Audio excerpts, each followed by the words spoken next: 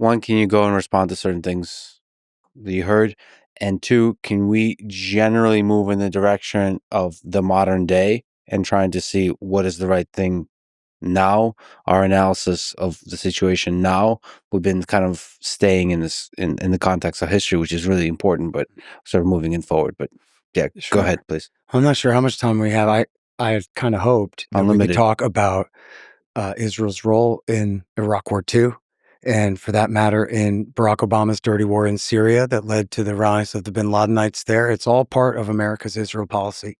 So I don't want to, I'd rather go back before we go forward, but I also do, I need to go back over so many claims that he's made here that I'd like to address. So I strongly prefer we go, because there's so much history, we're going to lose ourselves in it. There's not enough hours.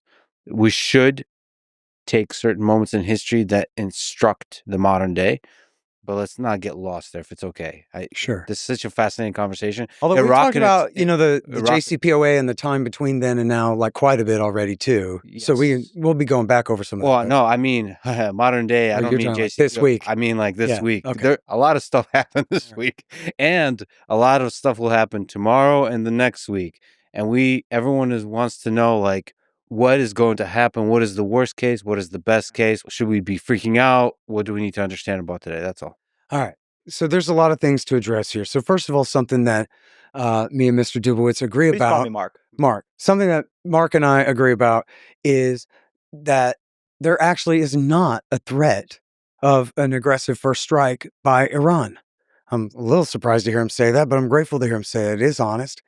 I would, advise you, you may be unfamiliar with this, but I can tell you, anyone in America who drives for a living and listens to AM radio have heard claims that Iran was making nuclear weapons probably 50,000 times in the last 25 years. Over and over and over again, we hear this propaganda. They still don't have a single atom bomb. The reason why they haven't been able to cobble together an atom bomb in this 1940s technology is because they have not tried to. Okay, so people can, just essentially flog this dead horse, pretend there's this threat. Oh, he's going to break out any day now. But here's the thing about that. As the Ayatollah well knows, George W. Bush, Barack Obama, Donald Trump, Joe Biden, and now Trump again have all vowed with all sincerity that they would bomb Iran off the face of the earth if they attempted to break out and make a nuclear weapon. Hillary Clinton, when she ran, said they'd be obliterated from the face of the earth. Barack Obama did an interview with Jeffrey Goldberg in The Atlantic in 2012 called "As President, I Don't Bluff." And essentially the interview is him begging Jeffrey Goldberg to explain to the Israelis that he really, really, really, really means it, that he's trying to negotiate, but if the Ayatollah breaks out for a nuke, I'll nuke him if I have to. No, they never said that. He didn't say that, but the implication was... By the way, no U.S. president ever said they're going to obliterate Iran. U.S. president Hillary said Clinton did. All options are on the table. Anyone can Google her word. She was never our president. No, I said she was running for president. Yeah, but she was never our president. But no U.S. president ever said they'd obliterate Iran. Nobody ever said they'd drop a nuke on Iran. The implication was clear under W. Bush, Barack Obama, Trump, Biden, and Trump again. That they would strike Iran's nuclear facilities. If they broke out toward a nuclear weapon, America would do whatever it took to prevent that from happening. So strike their nuclear facilities. That was always the case there. But please clarify, just to be accurate. And I'm almost certain no one's talking about nuking Iran. No one's talking about bombing Iran to smithereens or obliterating or any of that. I mean, that's really not true. I mean, Barack Obama changed America's nuclear posture to say, because it used to say we reserve the right to use a nuclear first strike against any country. And he changed that to say, no, we promise not to use a nuclear first strike against any non-nuclear weapon state except maybe Iran. Okay, that's true. All right. And so, in fact, that was the threat. And I got more here. Okay. Netanyahu also did an interview with Jeffrey Goldberg back when Ehud Barak was his defense minister in, I think this is also 2012. It might have been 2014, where the two of them explained that they agreed with what he said too, that the threat is not of a nuclear first strike. Unlike every AM radio audience has been led to believe that the Ayatollah, as soon as he gets an atom bomb, He will nuke Tel Aviv, and he doesn't care if all of Persia is nuked by Israel's 200 nukes in response. He's trying to cause the end of the world by causing a nuclear war and all these things. Well, Netanyahu himself admitted that that's not true. Yeah, I think it's really important. I agree with I'm Scott, just agreeing with you, so you don't have to stop me. but I'm agreeing with you. I know, but I'm agreeing with you, so it's all right. So Netanyahu told Jeffrey Goldberg that he was not concerned about a first strike, that his only concern was that talented young Israelis would move to Miami, that there would be a brain drain. That was his words, a brain drain from Israel. And that also then Hezbollah, as this is what he put it, and I agree with this, that conventional forces would have a bit more freedom of action in the region if Iran was sitting on an A-bomb. Neither of them said that there was a threat of an offensive first strike against Israel. And I would point out, and I'm skipping ahead to Trump, but I'm skipping back here again in a second because I got more things to refute. But Trump just said the other day when he announced American airstrikes there, that this has neutralized a threat to Israel. He did not even pretend that it was a threat to the United States that he had ended in doing so. Actually, he said exactly that. Well, actually, you can Google the statement. He actually said, President Trump Israel. has said that an Iranian nuclear weapon is a threat to the United States. Not he said in a that over and over statement where again. he announced his great victory in bombing, He announced, which is what I just said, right?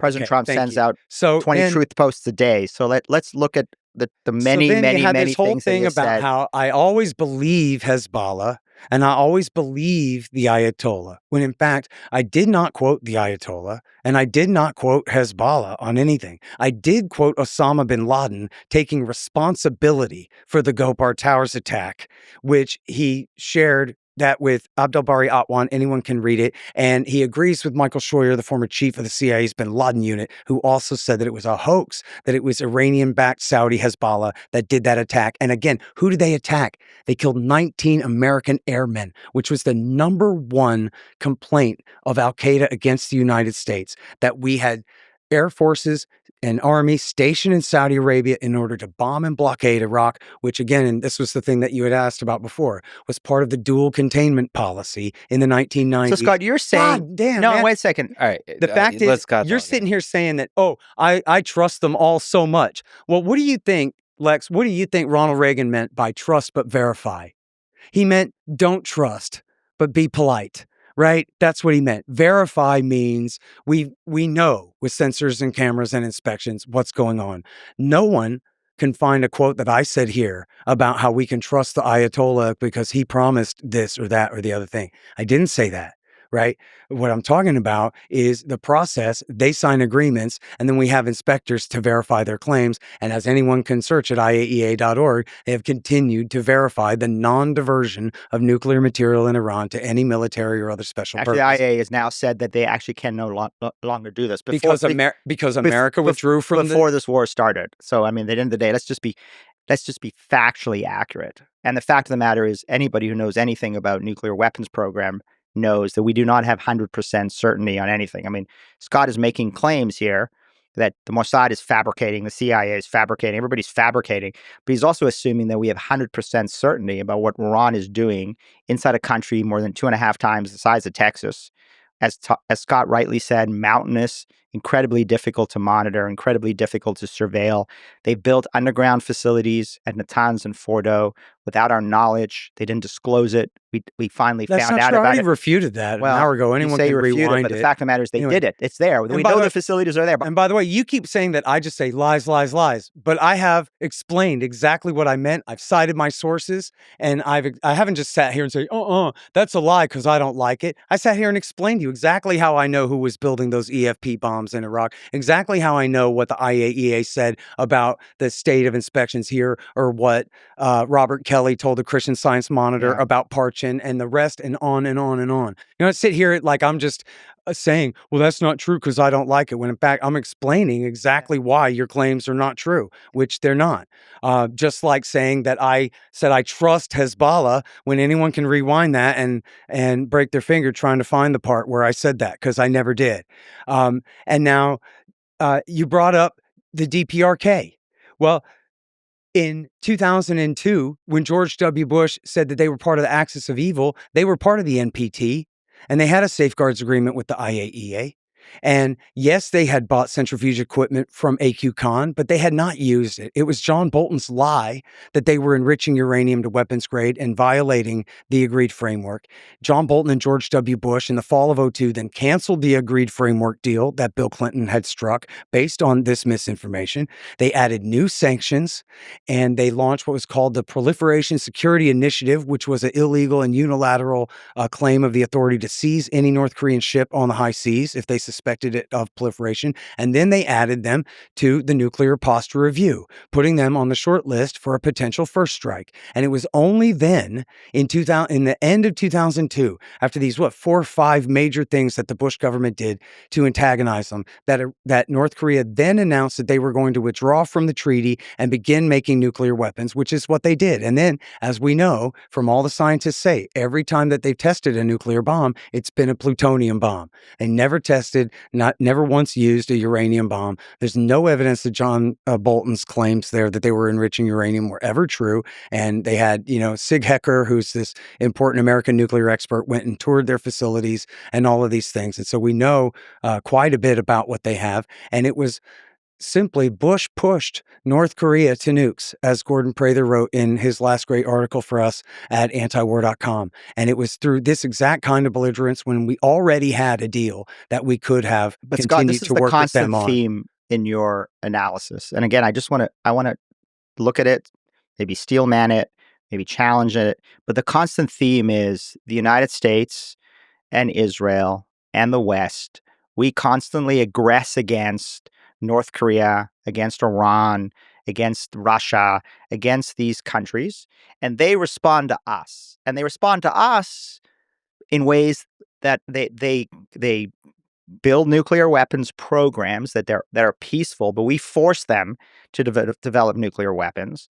They don't actually mean to kill us. Look, it's not right that I'm saying Scott, everything can I anyone finish? does. No, look, you're saying that everything I say is that anyone else does is a reaction, but that's not true. The subject here is what has America done to make things worse rather than better. That's right? not the subject here. I'm citing provocations. That doesn't mean I'm saying that everything that happens in the world is only an equal and opposite reaction to an American provocation, and you can't find me saying that. You can only somehow try to paraphrase me claiming that somehow or something like that. But that's what's at issue, right? Is, as I said, for example, there's the Reuters story that says that after Israel did the sabotage, which they bragged about at Natanz in April of 21, that was when they started enriching up to 60%.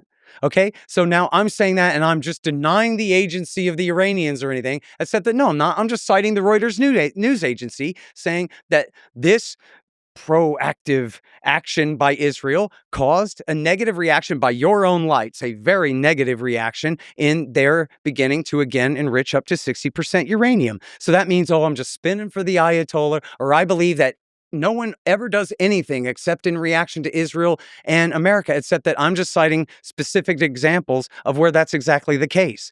Donald Trump withdrew from the deal. He could have stayed in the deal and tried hard to make it better. He didn't. Well, he did try. The U.S. government has made numerous mistakes. If this in podcast many of is these all countries. about the American government and the mistakes it's made, it's a huge then we can spend 4 hours on it.